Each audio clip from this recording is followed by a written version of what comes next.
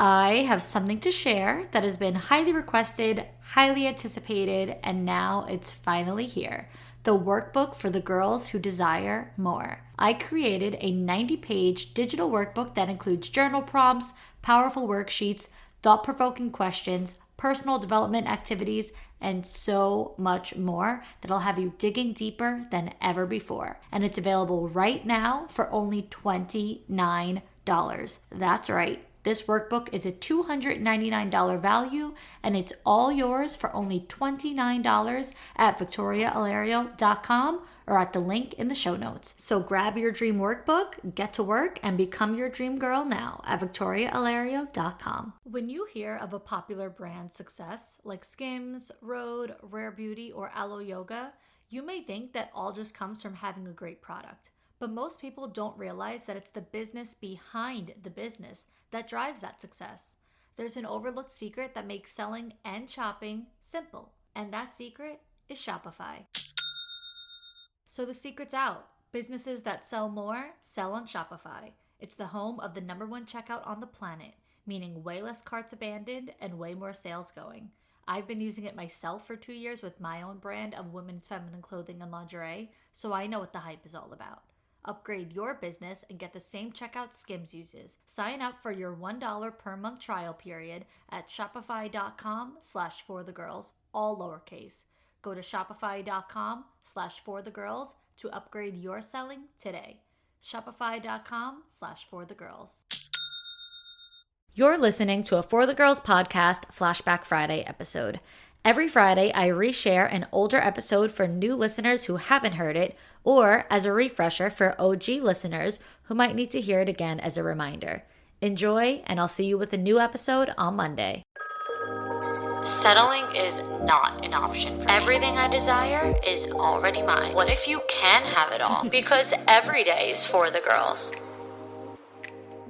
Hello. Welcome back to another episode of For the Girls. I'm your host, Victoria Alario. And today we are talking about the art of detachment and letting go. This is a really, really big one because I think a lot of people, now I'm not someone who talks specifically about the attachment styles because I've actually never really looked into it. I do want to have a guest on at some point to break them down, but in any case, a lot of people really struggle with attachment just in general.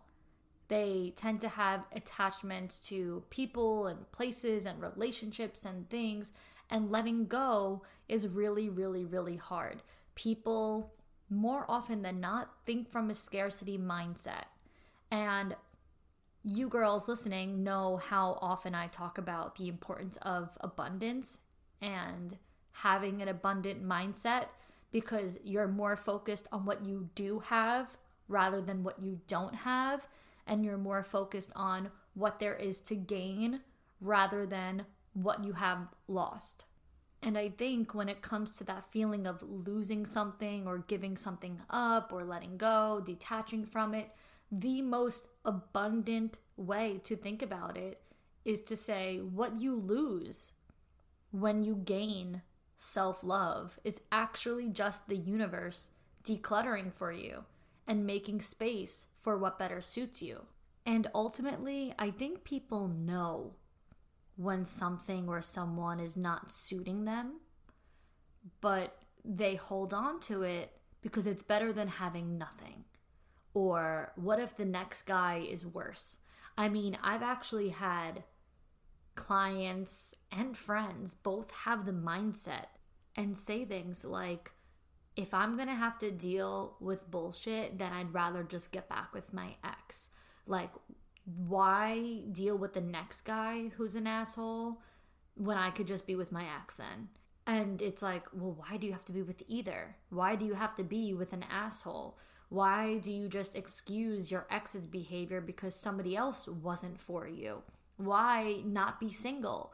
Why not wait a little longer? Why not go out and date more people? Why not do all of these things to find someone better or something better, a better situation than just settle for anything you can get? And that may be calling some of you out. Some of you may actually relate to that. Like you go through a breakup with your ex because he was shitty, things were shitty, you were both miserable, you were fighting, blah, blah, blah. Then you start dating somebody else, and he's got issues too. And he's got his own problems. He's insecure. He fights with you over nonsense and blah, blah, blah. And then you're like, fuck it. If I'm going to deal with this, I might as well deal with it from my ex. I already have the history and the comfortability there. Why even bother getting into this relationship? This is a waste of time. And if that's something that you have felt at a point, then just know that you haven't even scratched the surface on finding something that better suits you because you haven't made the space for it. You have to allow yourself to physically and mentally detach from it first. You have to be able to let go of it first. Another one of my favorite sayings is, just because things could have been different doesn't mean things would have been better. It is so important to prioritize your peace than to try to understand why things aren't working out. It's so much more important to prioritize healing and self-love and passion projects and hobbies and all different things that just ultimately make you feel good and make you feel better than it is to hold on to the idea of something just because you're not 100% sure of how or why or when or whatever. Like, there's still some blanks that could be filled in. There's still some questions that haven't been answered. So you're racking your brain trying to figure out why didn't things work out? And why didn't I do things differently? But again, your peace is much more important than being able to answer that question. So yes, it is important to have that mindset of being able to let go of these things. But what's even more important than letting go of that is being able to let go of your old self, the past version of you. And that past version of you or that old self could be the version of you listening right now. And think from the place of future you, the you that you want to be, the you that you want to step into. So think about that version of you that was at such a low point, or that really struggled mentally, or that couldn't get out of a toxic relationship or a shitty situation, or the version of you that blames yourself for the breakup, that blames yourself for why things didn't work out. Let go of her completely while making peace with her. You can still fully love that version of you and accept that version of you and give grace to that version of you and have patience for her as well. Two things can be true. You can be on your evolving journey. You can completely evolve. You could never want to go back to your old ways. You could want so badly to step into your 2.0 self and never look back. And at the same time, you can also be undeniably grateful for her, because that version of you is the one that learned all the lessons while overcoming these certain experiences. This new version of you is the byproduct of the old version of you that had to go through it. So maybe things wouldn't hurt you anymore the way they used to, but that's because the first version of you already went through it. So now your 2.0 self can't really be hurt by it or fazed by it, because it's like a been there, done that. Another client conversation that comes to mind is one that I had this week with someone who we talk a lot about her relationship and a lot of the things that he refused to do for her. He refused to meet her needs. He refused to give her what she wanted. He refused to love her in her love languages. He just could not emotionally connect to her. He refused to emotionally connect to her. He just did not want to give her what her heart needed. And so that was really painful for her. She was in the relationship, but felt so alone, and yet really struggled to, or still struggles to, get out of it and to let it go, because a lot of the feelings around it has to do with her having like a blame on herself. And she has this mindset of like, maybe I do nag too much, or maybe I am expecting too much, or maybe I am asking for too much. And it starts to turn into her almost like gaslighting herself, which tends to happen when we are so attached to a situation. If we cannot detach from it, we start finding ways to blame ourselves and find all the things that we did wrong and all the reasons why maybe they're right. Unfortunately, when you are attached to someone, you have really romanticized thoughts.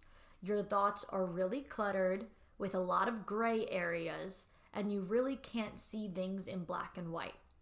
And that's why you're struggling to let go, because of how romanticized your thoughts are and how much gaslighting you do to yourself, that you make yourself feel like you're so in the wrong. Now, let's not get that confused with holding yourself accountable, because, of course, we're not perfect.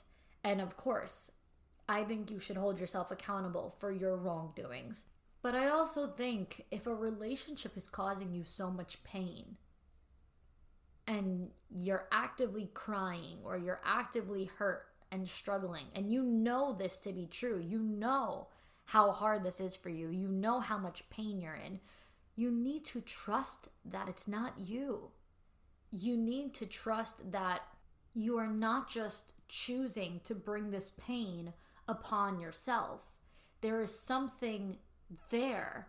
There is something that's actively hurting you. You just have to be able to identify what it is. And now, if you have identified it, and if you've communicated it with this person, then things should be progressing from here if this is a healthy dynamic. If the relationship is in good standing and is healthy and can handle confrontation, then there should be absolutely no reason why things would not progress and move forward after communicating your pain and your feelings and the things that you need, and so on and so forth. So if they're not, that right there is a telltale sign that you need to detach. You need to let it go. And what I told this client was that you're going to be in pain at that point either way. So why not choose the pain that's going to put you in a better position? 5 months from now, a year from now, 2 years from now.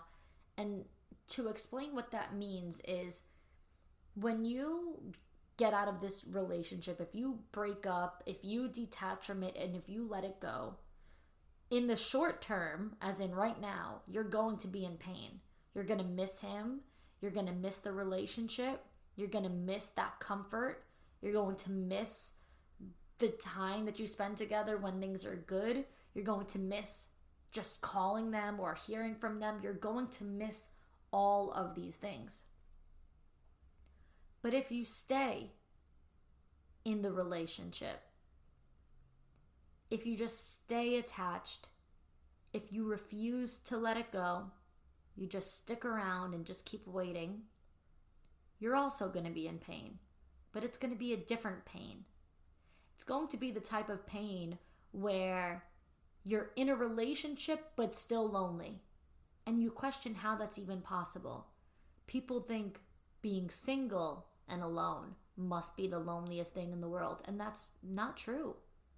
Being in a relationship and not being alone while being lonely is the worst feeling in the world. So would you rather go through the pain of being single and alone, or the pain of being in a relationship and alone? Because that is unbearable. You're going to be in pain while having him present, because what? You are communicating your needs, but he's still refusing to meet them. You are asking for things to be better, and he's just not compromising and meeting you in the middle, and he's just not working with you. You're asking for things to be made easier, and he's making them more difficult. You are communicating with him and telling him what the issues and problems are, and he's not providing solutions for them. That type of pain is going to set you back years compared to the pain of having to get over this right now and staying single right now. And when you are in that pain of like staying in a relationship for too long or whatnot, overstaying friendships or whatever it might be, you're going to have so much fear around it, so many worries around it. You're going to constantly be overthinking. And letting go removes all of that. You're going to release that doubt. You're going to have so much clarity that you're going to feel so safe and secure making your decisions. Why would you have any fears? If you've already accomplished getting out of it, then there's no fear around losing it because it's already gone.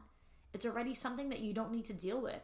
So you're not going to have those fears and worries, that anxiousness that's going to constantly come up about worrying about like saying or doing the wrong thing or skating on thin ice. You're not going to have those fears because the dynamic is done. You don't have to deal with it anymore. You're no longer going to be overthinking every little thing because again, it's gone. You've let it go. You've released it. And all of that worrying and anxiousness and like I said, that skating on thin ice, like feeling like you're on edge with somebody, that right there should be the telltale sign that it is time to detach. It is time to let go. And there's so many different ways to know and signs to see.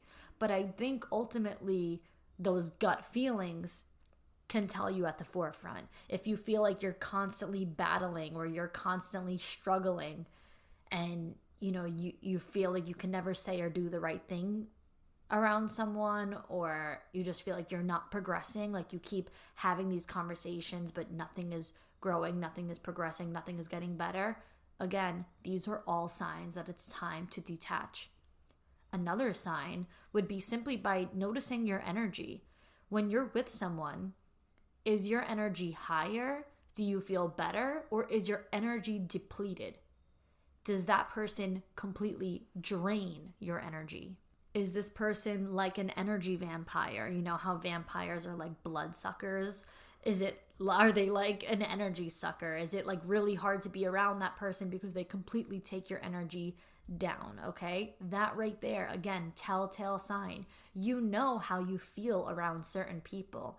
I have had to make really huge efforts to not be around certain people because of the way that they, deplete my energy. And I find that if I have to be really mindful, now I live mindfully, but I mean in a different way. I have to be really mindful of every single thing I say or do around someone, whether it's like this person is judgmental, or this person is going to go ahead and repeat everything I say, or this person is very argumentative and constantly takes things I say out of context, like those kind of ways. If I feel like I have to be that mindful around someone with my words, again, sign I need to detach, sign I need to remove that person from my life, remove myself from their presence and let them go. Also, another way is to really observe how you respond to this person. Are you responding or are you reacting? Are you speaking and having communication with them, or do you feel defensive? Do you feel like you get overreactive, or it's like super reactive, or like really emotional, or constantly overwhelmed? Like, does this person take an emotional toll on you to the point where you feel like anytime you try to have an open conversation with them, it turns into an argument? Like, trying to have that deep, emotional, open discussion where you could tell each other everything is now turning into World War III. Or even, like I said before, like you're repeatedly bringing up an issue. It's constantly getting readdressed. You're constantly telling them over and over that something hurts you or is a concern to you, and you feel not only like it's not progressing, but they're taking your feelings and turning it into a negative thing. They're turning it into a problem, or they're dismissing it, or they're telling you get over it, or they're telling you it's not a big deal. If they are invalidating your feelings, they're making you feel bad. They're making you feel needy. They're making you feel annoying. They're completely ignoring you. Or maybe they're just telling you yes. They're yesing you to death just to shut you up. But you know that it's not genuine. You know that they don't actually mean what they say. They're making promises that they can't keep just because it's going to end the conversation. They clearly don't want to talk about it. All of these things, if this sounds like something you're dealing with, these are signs that you need to detach. And trust me, I can keep going. Think about in the beginning of this dynamic. Let's use relationships. I know sometimes I throw in friendships, in this conversation, but going into relationships, think about how happy you used to be around that person. They probably at a time were your favorite person to be around, and you felt good in their presence, safe, secure, comfortable, and just pure joy and happiness, like I said. And now more and more, you feel less and less happy. I just said more and more, less and less. But you know what I mean. You feel less and less happy to be around them.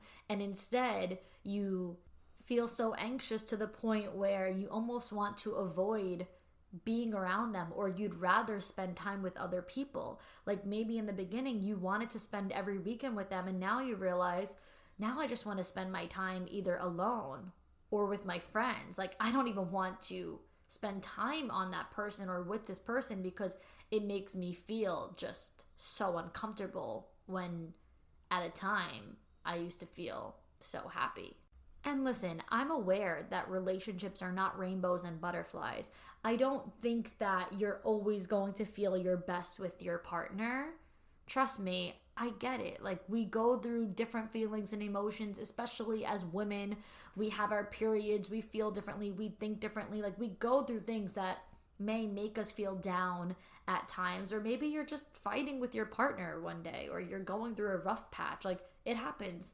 Couples argue, they fight. Like that's healthy and normal, and it's not the end of the world to feel annoyed by them at certain points. But there's a difference between feeling like, am I just annoyed by this person, or do I no longer feel safe in their presence? And that doesn't have to mean physically safe, so don't take it too literally. It doesn't have to mean, oh no, I feel safe. He would never hurt me. He would never physically harm me. No, I don't mean that. I mean emotionally safe. I mean mentally safe.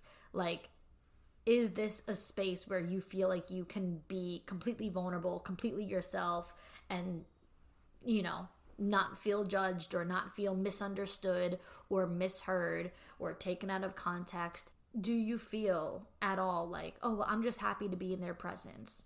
Or are you like, I could avoid them today. I really don't think that that's someone I would want to spend my time with. Like, even think about another sign that could be, maybe you previously opened up to them about everything. You told them everything. You vented to them. You shared, deep feelings with them, and you felt you could confide in them. And then all of a sudden now you find that you're telling them less and less. And they might even call that out.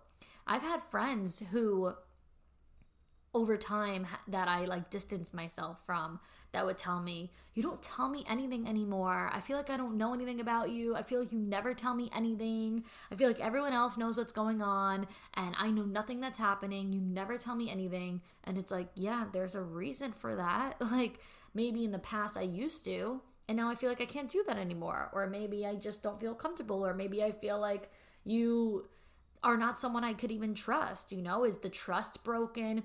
That's another sign right there. This list of signs can keep going on and on. If you feel like the trust is broken, then you won't be able to feel that emotional safety and security with that person and confiding in that person. I have something to share that has been highly requested, highly anticipated, and now it's finally here. The workbook for the girls who desire more. I created a 90-page digital workbook that includes journal prompts, powerful worksheets, thought-provoking questions, personal development activities, and so much more that'll have you digging deeper than ever before. And it's available right now for only $29. That's right. This workbook is a $299 value, and it's all yours for only $29 at victoriaalario.com or at the link in the show notes. So grab your dream workbook, get to work, and become your dream girl now at victoriaalario.com. Okay, girls, today I'm giving you the inside scoop on my favorite place to save this spring. At Ross, it's the spot to get everything you need at prices you'll love.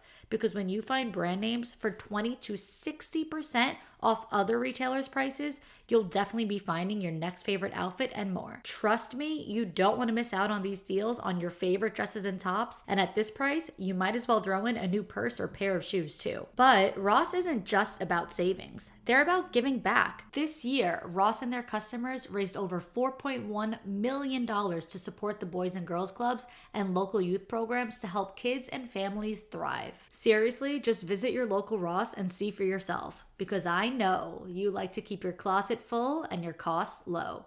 So what are you waiting for? Say yes for less at your local Ross. I know one of you girls can relate to this, so we gotta talk about it. You know when you feel like you're doing everything right, eating healthy, working out, but your energy still crashes or your mood swings hit out of nowhere, and then you stress because you don't know what you're doing wrong? Well, what I've learned is that it's not you at all, because a lot of these issues are tied to hormone imbalances, and then the stress just makes it worse because it messes with your hormones even more. And that's where Happy Mammoth comes in. They offer a free 2-minute quiz that can help you uncover the root cause of your hormonal symptoms. It's super easy, just answer a few questions about what you're going through and where you're at in life. And the best part, after taking the quiz, you'll get a personalized recommendation to help balance your hormones and start feeling better. So of course, I took the hormone quiz myself, and it gave me some insight into what might be happening with my hormones, like potentially an overload of estrogen, which can affect me in all kinds of ways. So it recommended I take Hormone Harmony, which helps with bloating, chronic fatigue, weight gain, mood swings, anxiety, your cycle, and more. And after adding it to my routine, I noticed such a difference. We often think we need big lifestyle changes to feel better, but in reality, small habits like taking Hormone Harmony every day can have a huge impact on how we feel. And taking care of your hormones isn't just about feeling good right now, it's about investing in your long-term health. So whether you're recommended Hormone Harmony like I was, or another Happy Mammoth product, the quiz will help guide you towards solutions that work specifically for you. Ready to start feeling like yourself again? Head over to happymammoth.com and take their free 2-minute hormone quiz today to find the ultimate answer to your stubborn hormonal issues. And for a limited time, you can also get 15% off your entire first order with my code FORTHEGIRLS at checkout.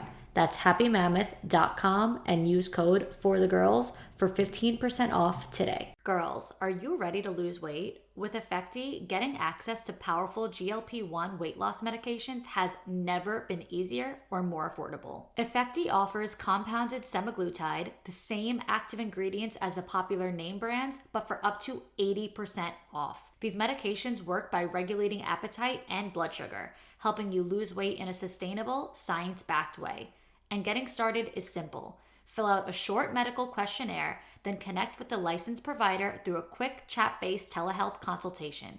If you're eligible, your prescription gets shipped straight to your door. No hassle, no waiting rooms. With transparent pricing, no hidden fees, and no membership required, Effecti is committed to making proven weight loss treatments accessible to everyone. The results that I have seen from GLP weight loss medications in my friends has been life-changing. Not only has their health improved tremendously from the weight loss, but their confidence has skyrocketed like never before. They look their best, they feel their best. I personally am not a candidate for GLP-1, but I'm always looking for ways to look and feel my best. And I personally have been on a health journey where I want to improve my health. So I'm using the NAD Plus nasal spray from Effecti, which in fact increases your metabolism and reduces inflammation, which is exactly what I've been struggling with as I've gotten older. So I finally found the solution. It also promotes healthy muscle function, which is so necessary for me as I just started getting back into the gym, and so many more benefits like slowing the aging process, boosting energy and mental clarity, and supporting healthier skin. NAD Plus is the body's ultimate recharge, and I love it. So, ready to level up your weight loss game? Right now, my listeners can get $50 off of GLP-1 weight loss treatments at effecti.com with code FORTHEGIRLS at checkout. That's effecti.com, EFFECTY.com, and use code FORTHEGIRLS to get $50 off your first month of GLP-1 weight loss treatment. No hassles, no membership, and no hidden fees. Get started today. Okay, girls, I got a question for you all to think about. How would life be different if you developed undeniable confidence? Well, you're about to find out, because I know you're sick of settling for the bare minimum. I know you crave more in life. So imagine how different your life would be if you had the tools to stop settling, to start raising your standards, and to start getting everything you want in life. And guess what? You can get all the tools through my Queens of Confidence coaching program. It's a self-paced, 8-module digital program that has been proven to change lives through recorded coaching videos, journal prompts and worksheets, and a community discussion board for you to ask me any questions and connect with the other members of the program too. Topics of the Queens of Confidence program include external validation, feminine energy, masculine energy, boundaries, high standards, communication skills, self-doubt, limiting beliefs, imposter syndrome, daily habits, mindful living, emotional availability, improving your relationships, understanding your needs, attracting everything you want, and yes, more. You can get instant access to the entire program right now, and best of all, you can watch and learn at your own pace because your access is granted forever. Some of the queens who have completed the program said, "It's the best investment I've ever made into myself. Vic is the best person to learn from. She's a true expert when it comes to confidence, worth every penny. And I've taken a couple of courses where they sound rehearsed or just repeat the same cookie cutter things. Your course is the complete opposite, and your everyday examples really drive your points home." So girls, it's your time. Invest in yourself, you're worth it, and your 2.0 self will thank you for changing your life for the better. Head to victoriaalario.com or click the link in the show notes and get the Queens of Confidence program now. And another few things that come to mind, one of which being, do you find yourself at this point constantly having to make excuses for this person or justifications for this person? Are people recognizing the behavior, seeing the behavior, calling it out, talking about it, and now even though you know that it's true, even though you're aware of it deep down, you find yourself defending them, getting defensive over them, explaining, over-explaining, justifying, excusing? I think I've talked about this in a podcast episode about friends, toxic friends, jealous friends. I forget which episode it is, but I'm just vaguely remembering having this conversation where I had a friend who I always had to basically lie to excuse her to people as being super shy. She gets really shy, when the reality is she was not a shy person. Everyone who was calling her cold and unfriendly and standoffish was correct. She was all of those things. She was not a warm person that people would enjoy to be around. People hated when I brought her around, and they felt bad to tell me because I loved her so much and she was my friend, and no one would ever want to talk bad about my friend to me. But they made little comments here and there like, "Oh, she's really not that welcoming or friendly." And I would always say, "Oh my God, no, she's so shy." I always had to write her off as being shy. And I knew that I was doing that. And I found that I didn't enjoy, or I did not like that I was constantly lying on her behalf. And I would never have wanted to make her feel bad or tell her that people said that specifically. But there were definitely times where I would try to encourage, go up to her and say hi, or be really friendly, just be really nice. I would make little comments, and I would always say, "I know that you're shy." And even though I knew it wasn't true, it was almost like I was trying to convince myself of that. And I think that is something now that I can reflect on as a sign of this, of if you find yourself in that position where you are lying and excusing someone's behavior, honestly almost gaslighting yourself to believe it, that right there should tell you either this needs to be head on addressed and confronted and worked on and progress from there, or you need to let this person go. And the last one that's coming to mind is, what side of you does this person bring out? Are they starting to bring out the worst in you? Are they starting to bring out things in you that you don't like about yourself? Are you starting to lose yourself and no longer be able to embody that better version of you? I can think about who I'm with when I am like the best version of me, and I love that version of me because they allow me to be that. And I can think about who I'm with when I feel like almost an unhealthy version of myself comes out. Things that I don't want to be, things that I don't want to embody, things that I don't like. And one perfect example would be friends that I had hung out with that really talked negatively about people, gossip, talking shit. And even when I was mentally past that stage, I felt like I had to please them and go back into that stage when I was with them. I felt like if I was going to hang out with these people, that's just like what you do. They just talk negatively about people.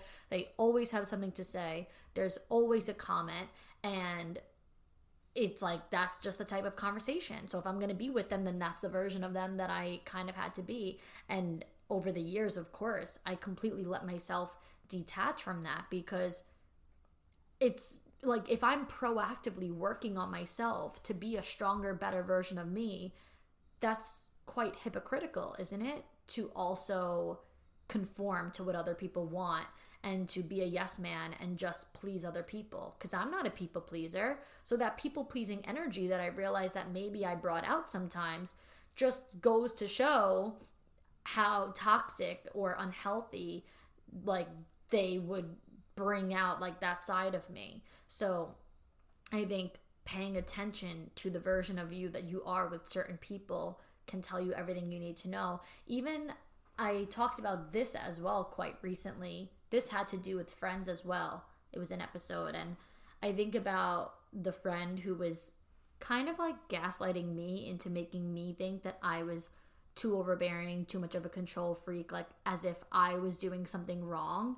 And she was always saying it in a nice way. And I think that's the whole thing of gaslighting, isn't it? It's like they package it up nice and pretty in an aesthetically pleasing box with a bow on top. And they're not necessarily mean or degrading, and they're not rude or direct and abrasive and whatnot. They're like just telling you in like a nice way or just in passing, and it becomes like second nature to hear it, and then you start to believe it. And listen, when it comes to my work, of course I want to take control because I take pride in what I do.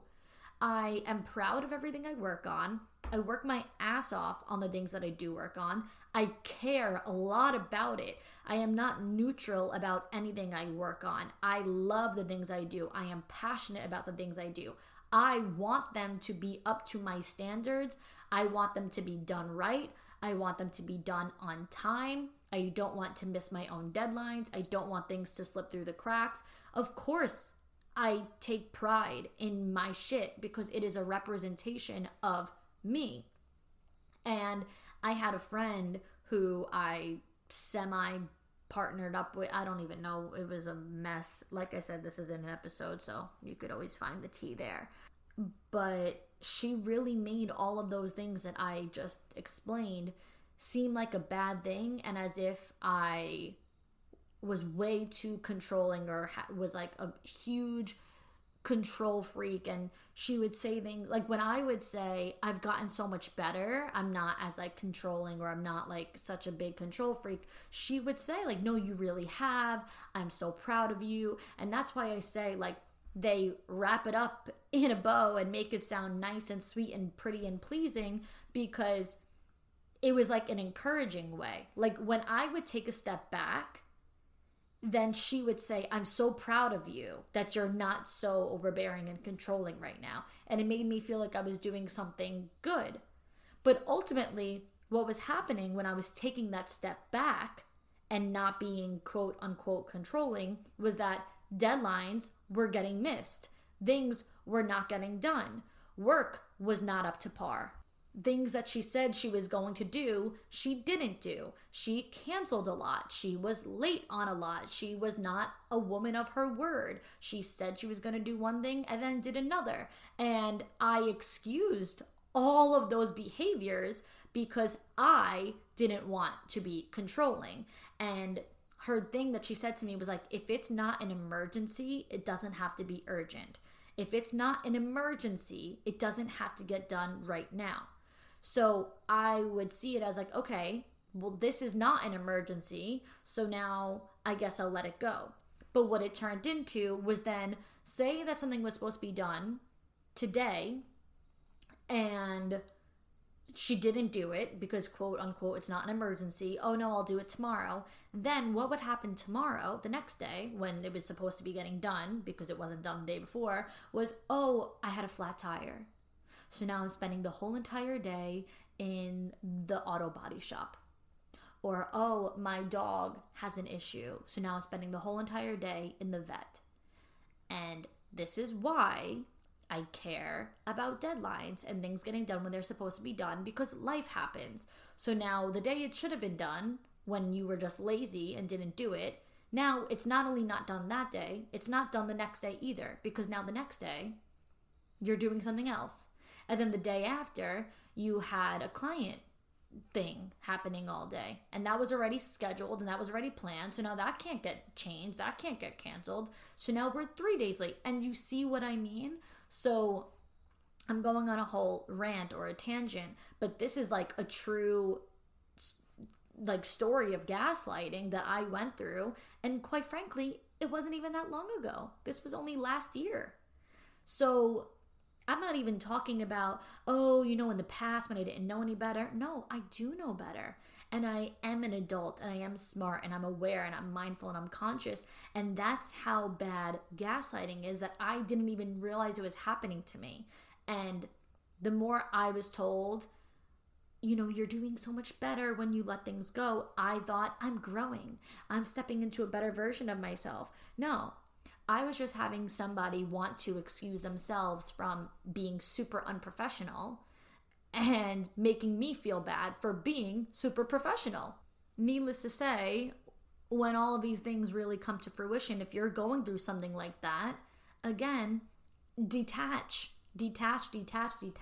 Let it go. You don't want people like that in your life. You don't need relationships like that in your life. You don't need anyone who makes you feel like something or someone you're not and brings out like the wrong side of you. You only want to be around people who are uplifting and allow you to be who you are, unapologetically, candidly, and authentically you. So what do you do? How do you start detaching? Well, first things first, you gotta unromanticize those goggles. You gotta stop seeing things through a rose-colored lens and put on your 20/20 prescription glasses. See things in black and white. See things as they are. Stop seeing things for the potential of them and start calling it like it is and seeing the reality. And make sure you remove these people from the pedestal that you're putting them on. You may love them so much. You may see the value in them. They may have been your best friend, your partner, your spouse, your roommate, a parent, a sibling, whatever. Like, they may be someone that you see so highly, but because you put these expectations on them to be the version of them that you have in your head, and if they're not stepping up to that, they're not delivering that, you need to remove those expectations and you need to remove them from a pedestal, because they're not perfect. They're not going to live their life exactly how you want it. They're going to live their life how they want it, what pleases them, even if it hurts you, even if it doesn't work for you. So you gotta take them off of that pedestal. Also, start speaking and responding and stop reacting. If they're presenting you negativity and harshness and toxicness or unhealthiness, don't allow yourself to get to that erratic or overwhelming, super highly emotional defensive and reactive way. Respond, okay? Or better yet, set boundaries and don't respond at all. You don't have to respond to everything. If it doesn't work for you, you can let it go. You can put that boundary there. But at the very least, if you are going to respond, really work on controlling your emotions, keeping it together instead of getting highly reactive. Start validating and reassuring yourself. Stop needing validation from other people or reassurance from other people, and start approving or denying from within yourself. Say yes when you mean yes. Say no when you mean no. Say what you mean what you say, and validate yourself. If you're confused, make a hard decision. Don't worry about saying or doing the wrong thing. Just decide. If you can allow yourself to prioritize your divine happiness and the personal acceptance of yourself, you're not going to be worried about or thinking about what other people think or say or their opinions. You're going to be in a much more optimistic mindset of like, no, this is what makes me happy. I'm prioritizing my happiness and I'm accepting myself, meaning these are my standards, these are my boundaries, these are my goals, these are my desires, these are my values, this is what makes me feel good, this is what makes me feel bad, period. So I don't need validation from other people because I'm prioritizing just accepting myself, personal acceptance, and my divine happiness. And remember what I said before. You may be struggling with current pain because you have to let go of something and that might hurt. So it is likely that you're going to be put in a painful current reality, but think about your happiness of the next 6 months, 9 months, year, 2 years, 3 years, 4 years. Think about your future joy and realize, can this person bring me the joy that I want to have, in 5 years' time? Or will I have served myself for the greater good if I let this toxic situation go?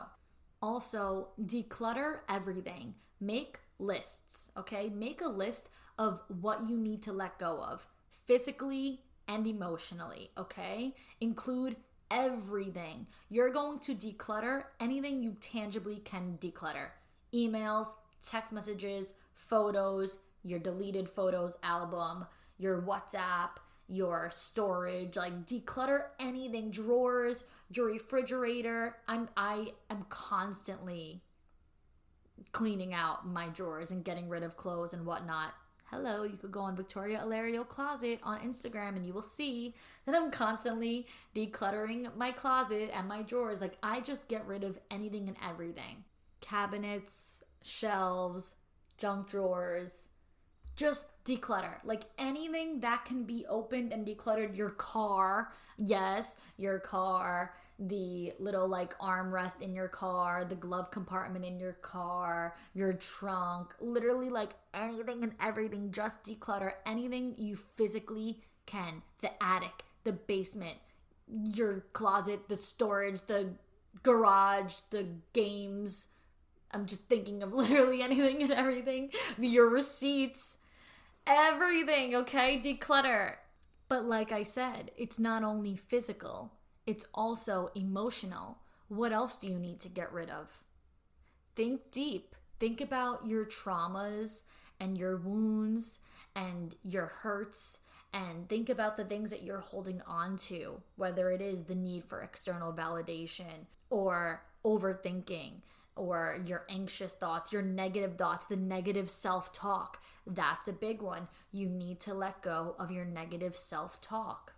What about your blockages? You need to remove your blockages. And by the way, you should be writing all of this down. Like I said, you're going to make a list of everything. So when you're not only making your list of the physical things to declutter, the phones, the texts, the emails, whatever, you're also making a list of the emotional things to get rid of as well. So make sure right up at the top you have negative self-talk or negative thoughts. You're getting rid of anything that is blocking you. Because as soon as you can remove these blockages, what are you doing?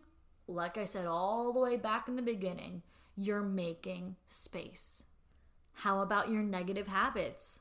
Smoking, maybe even drinking, which I just had a conversation with my cousin about because I feel like lately I've been back on drinking a lot, not a lot compared to the average person, but a lot for myself because I've been drinking more often when I go out to dinner, and I hate it. I hate what it's done to my body. I hate how I feel, and that's something that I need to let go of and detach from because you don't need to do it. So any negative habits that you feel like you have that you don't like, you don't need to do them.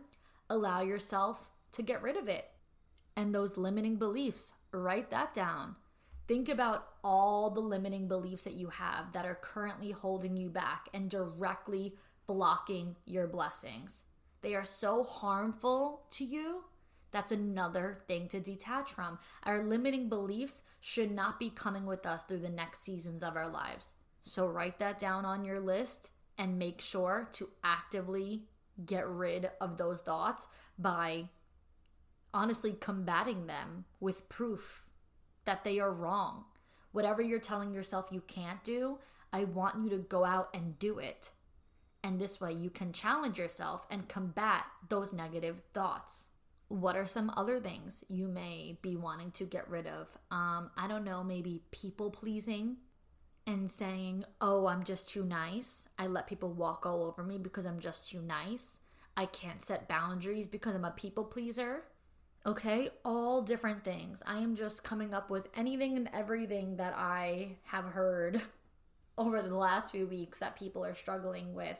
And these are things that you need to allow yourself to emotionally and physically detach from, to allow yourself to find the strength to detach from the bigger issues, to let go of those people and relationships that are really bringing you down.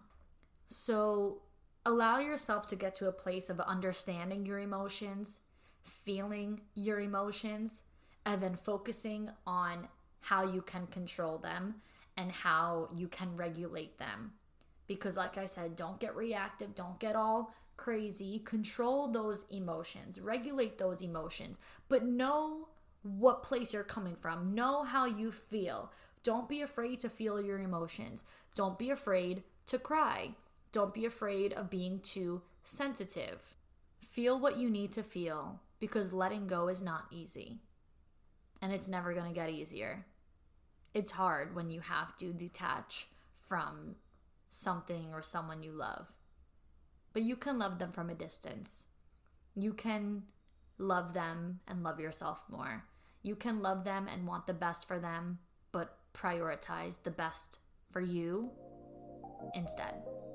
And that is all we have for today. Thank you, girls, so much for listening. Until next time, girls.